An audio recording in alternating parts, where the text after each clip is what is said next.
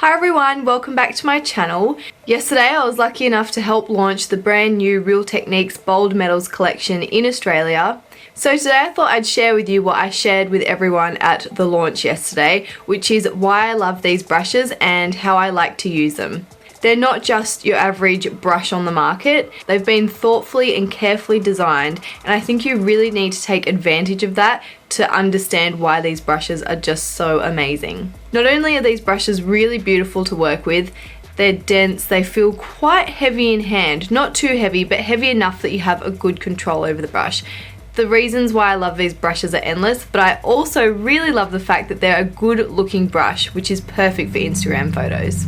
I'll try not to chew your ear off too much more, so here it is, the Bold Metals collection. Keep in mind when using these brushes that they're actually colour coordinated for easy use. Gold is for base, silver is for eyes, rose gold is for cheeks. Starting with my base, I'm going to use the 101 brush to apply my primer. Have you ever seen a foundation brush that is angled like this before? Because I really haven't. So my best advice really is to take advantage of the angles that it has, because they're put there for a reason. I'm now going to apply my foundation using the same brush, because it is a foundation brush after all. Use the triangle to get right in and around your eyes. You can also use the angled side to get right in at the sides of your nose and to get as much product there as possible. Then you can use the flat side of the brush to cover a larger surface, like the rest of your face. The other great thing about this brush is that you can actually use the pointed end to buff the product into your skin. I know it might look like I'm being really rough, but I'm really using fairly feather-light strokes, and I'm just using a flicking motion back and forth. And now my foundation is buffed in perfectly. Now onto concealer, and I'm going to use the 201 brush to really buff my concealer into my skin and just to apply it to all the nooks and crannies of my face. One of the most important places to always conceal is in this little spot in your eye. It always seems to be a little bit darker than anywhere else, and lightening that up can really make a huge difference to your makeup and your overall look. And this little brush here is perfect for getting in that spot. Now before I do anything else, I'm going to fill in my brows with the 202 angled liner brush. I would actually say that this brush is the most versatile from this whole Bold Metals collection. Because this brush is so tiny and so sharp on the angle, and by sharp I don't mean in a painful way, I mean it comes to a really fine, nice point. It's perfect for mimicking your brow hairs, which is really important for a more natural look. If you like a thicker brow, you can also just use this brush to really shape underneath the brow and also to create the beautiful point on the end of the brow. You could use this brush with a gel or a powder to achieve this look. Now onto eyes, and I'm going to use the 200 fluffy eyeshadow brush to apply an eyeshadow all over my eyes. The density of these brush hairs means that you pick up quite a lot of product each time, which is really nice. It doesn't take too long to build the colour up. And it also means that it blends product really easily. I would recommend using this brush for both creams and powder eyeshadows.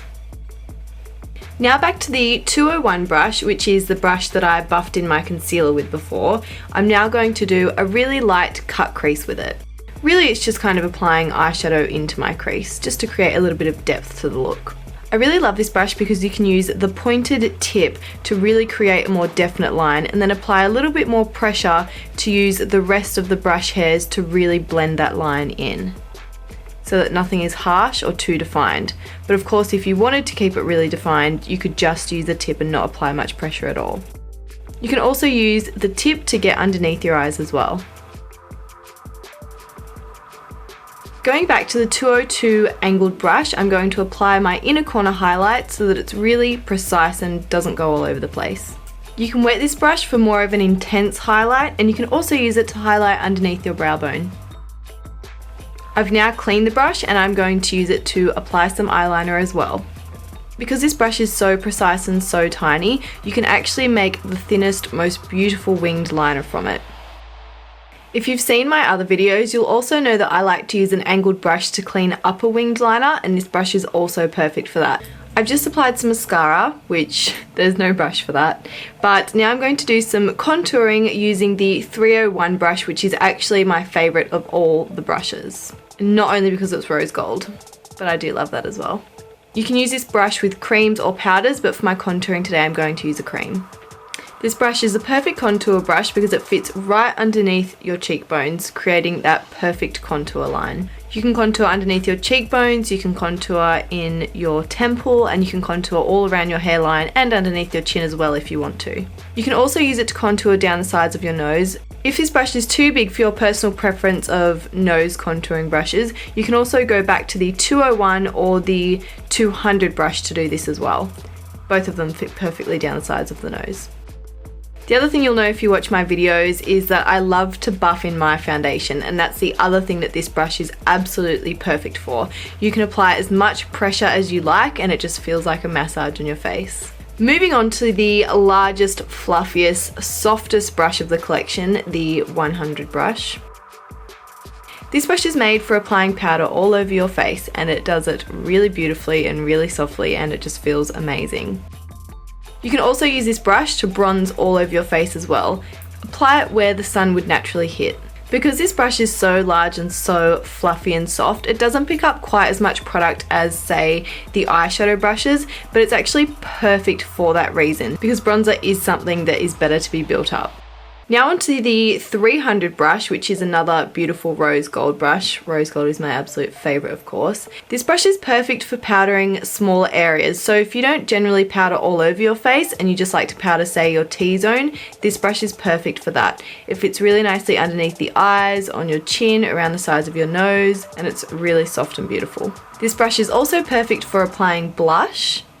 And my favourite part of all, it's perfect for highlighting. You can use it to highlight the tops of your cheekbones, you can use it to highlight the sides of your forehead if you like that look, also straight down the middle of your nose, on the tip of your nose, and the cupid's bow of your lips as well. Now onto lips, and I'm actually going to use the 202 angled liner brush to apply my lip line. I'm doing this because it creates a really nice sharp edge.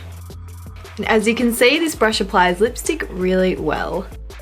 Because these brushes are made from synthetic hairs, when you wash them with some shampoo and warm water, all the colour will completely run out and it won't stain the brushes at all, which I think is really nice when you're investing in a brush. I think you want that new look to last longer. Now that I've finished my makeup, I just wanted to show you one more way that I like to use the 301 contouring brush. The technique I'm about to show you is a little less obvious than the others.